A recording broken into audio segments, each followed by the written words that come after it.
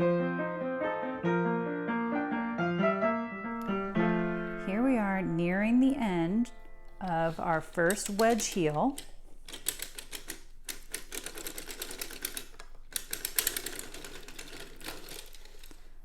So on this row, I'm lifting one here and I'm ready to push down 3 on this side, and these will be my last 3 to push down before the wedge heel target.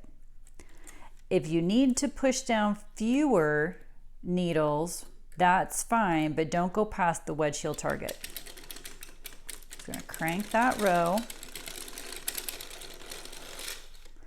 Now this time you're going to lift the needle, so it's the last one inside the wedge heel target, and wrap the needle beside it. And then push down the 3 needles on the other side. And at this point, you're going to have to start cranking a little bit to be able to get to those needles because the V-cams are in the way. Push down the 3 needles like usual. And again, don't go past the wedge heel mark. So I'm right at the wedge heel mark now. Crank this row.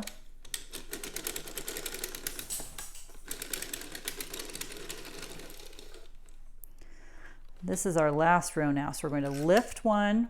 I just lifted this one on this side and wrap the one beside it. And now, very importantly, only go half a row until the halfway mark is at 3 o'clock.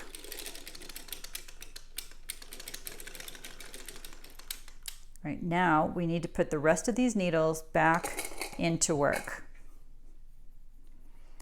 You're going to have to tuck them in.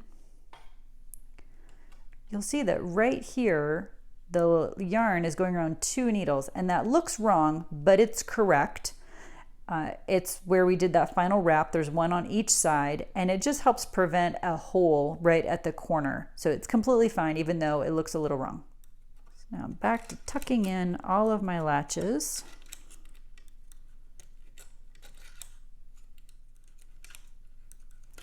And again, you could start to spin the cylinder and do them at 12 o'clock if you'd like.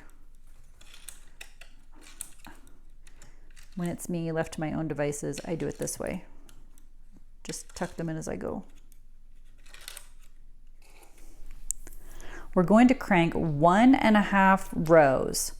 So watch the main mark.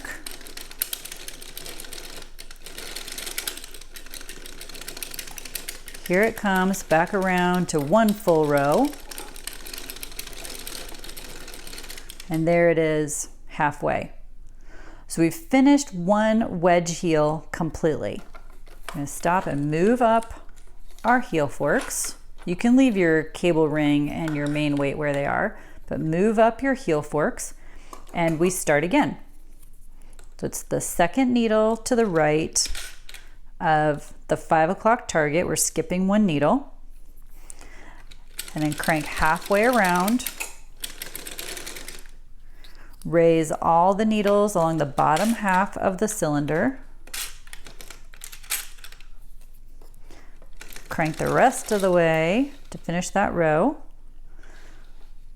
And then you're going to lift up from the halfway mark to the second needle. You're skipping 1 needle. On the first row, you just lift a needle and crank around.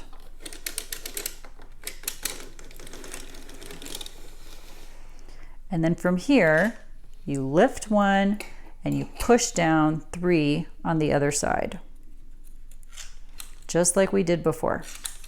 So everything exactly like we did on the first wedge heel, stopping at the wedge heel targets.